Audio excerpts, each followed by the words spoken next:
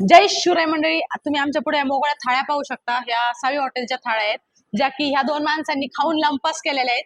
आणि आता आमचं भांडण चाललेलं आहे ह्या दोन माशाच्या पीसवरून. आमचं म्हणजे यांच्यापेक्षा. तर माझ्या एका बाजूला आहे हा शिरूरचा पैलवान आणि दुसऱ्या बाजूला आहे हा वडगाव रासाईचा पैलवान. आता आम्हाला यांच्यात पाहायचंय कोण पहिले हे दोन पीस संपवतं. जे हरण ते जेवढं काय आजचं बिल झालं असेल ते बिल भरणार आहे. तर स्टार्ट. उचला आपापला पीस. अरे थांबा, स्टार्ट. मी स्टार्ट सुद्धा न म्हणता दोन्ही पैलवान चालू झालेले आहेत. द्राक्ष पैलवान माशा सकट चाललेले आहे आणि हाडका सकट. आणि इथे शिरूरचे पैलवान चापून चापून खातात. ते पाहूया पहिलं कोण खाते. अरे यांचे काठे सुद्धा बाहेर निघाणार माशाचे. लय अवघड आहे बाई.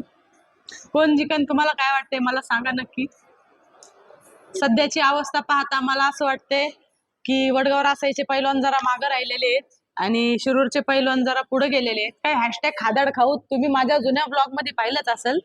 तर हे खादाड खाऊ आमचे चालूच आहेत आणि तिकडे आहेत माझे भाऊ.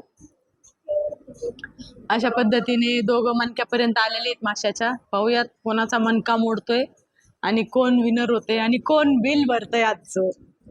बाई अरे